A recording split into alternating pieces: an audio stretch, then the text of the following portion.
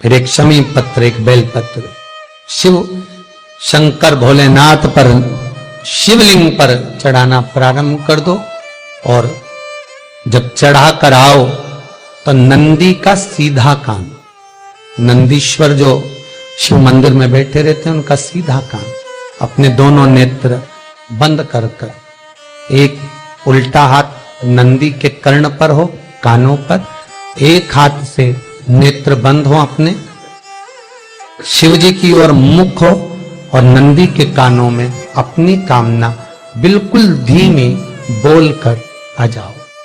प्रतिदिन फिर निवेदन करूंगा, बेलपत्र माता पार्वती जी के अश्रु से प्रकट हुआ है और शमी पत्र उमा और महेश, ये भगवान उमा और महेश का जो अवतार हुआ था उस उमा और महेश के अवतार से प्रकट हुआ है। दो महादेव अपनी पुस्तिका में लिख कर रख लो, एक बटकेश्वर महादेव और एक पिपलेश्वर महादेव।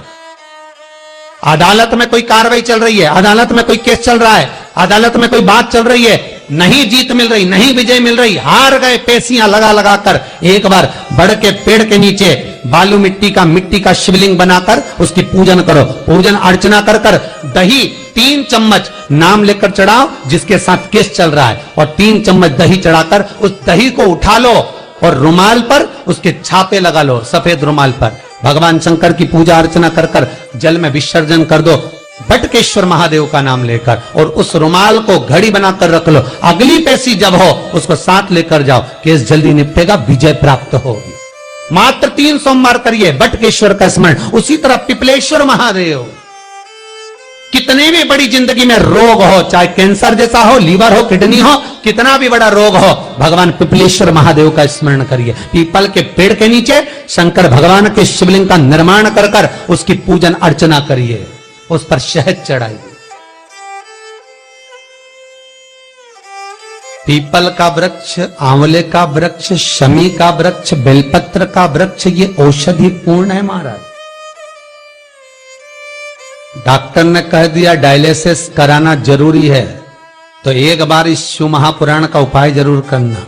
डायलिसिस कराने से पहले 5 छोटे छोटे पीपल के पत्ते लेना, शंकर जी का शिवलिंग का निर्माण पीपल के पेड़ के नीचे करना, मट्टी का पार्थिव शिवलिंग निर्माण कर कर उसकी पूजन कर कर बेलपत्री 5 चढ़ाकर 5 पीपल के पत्ते, 5 शमी के पत्ते शंकर पर चढ़ा देना, आरती पूजन करना।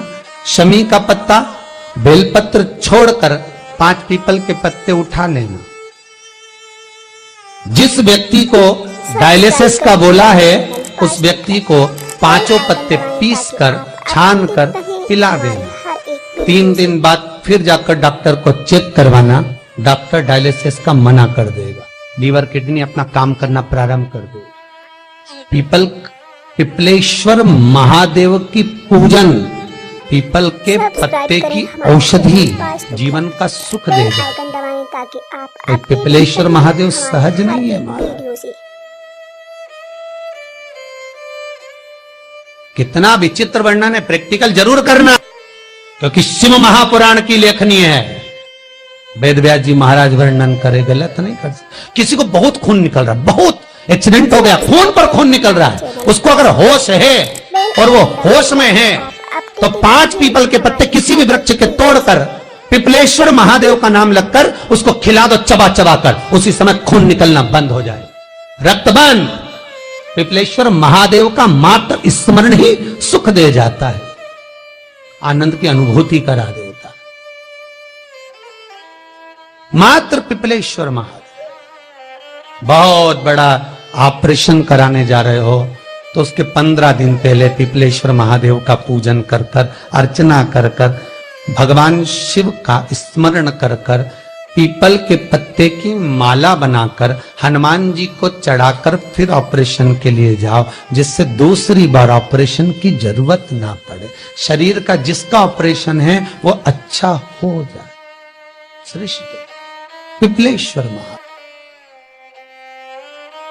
तुलसी का दल उतारते समय क्यारी में से, गमले में से जब हम तुलसी का दल तोड़ते हैं, तुलसी का दल उतारते हैं, तो हमारे भीतर ये भाव होना चाहिए कि हमें तुलसी क्यों उतारना है। हमें अगर भोजन में डालने के लिए उतारना है तो भोजन का भान होना चाहिए। हमें अगर भगवान शालिग्राम जी के लिए उतारना है, शालिग्राम जी का भाव। हमें ठाकुर जी को देने के लिए उतारना है, ठाकुर जी का भाव। हमें किस लिए तुलसी को उतार रहे हैं, ये हमारे भीतर भाव होना चाहिए।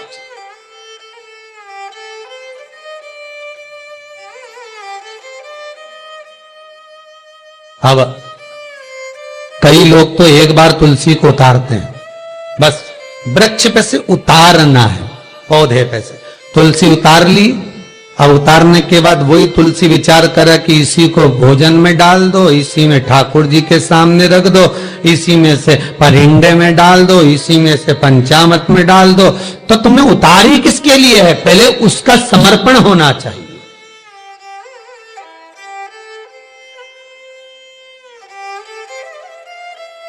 पहले उसका समर्पण। यदि प्रसाद बनाया तुमने, घर में छोटा सा बच्चा है, तुम आटा सेक रही हो, तुम गुजिया पपड़िया क्या क्या बोलते हैं, खुरमा खकरिया बकरिया है ना, हाँ ये सब चीज जो बनाते हो, तो छोटा सा बच्चा है, मम्मी मेरे को दे दे। मम्मी कह नहीं लक्ष्मी पूजन होगी, अभी दिवाली की पूजन होगी, तेरे को कहां से दे दो? नहीं दादी मेरे को दे दो ना, दादी दो ना। दादी के पीछे पड़ गया, गुजिया दे गुजिया दे गुजिया दे, मठरी दे चकली दे। अब दादी दे नहीं, माता के लिए, माता के लिए। जब तुम कह रही हो कि मैंने लक्ष्मी जी के लिए बनाया है, तो जैसे तुम्हारे मुख से निकल गया कि लक्ष्मी जी के लिए बनाया है, तो लक्ष्मी जी ने उसको स्वीकार कर लिया। लक्ष्मी ने उसको अंगीकार कर लिया। अब तुमने लक्ष्मी जी के लिए बनाया, निकाल कर रख दिया, थोड़ा सा भाग बच्चों को दे भी दिया, कुछ घटता नहीं है। भाग अगर तुमने दिल से कहा है कि मैंने लक्ष्मी के लिए बनाया, मैंने 56 भोग गोवर्धननाथ जी के लिए बनाया, मैंने श्री जी बाबा के लिए, मैंने राम जी के लिए, मैंने कृष्ण जी के लिए बनाया, तो उसमें स्वाद आएगा। एक स्त्री, एक नारी जो भोजन बनाती है, वो उसका भी भाव पलट जाता है।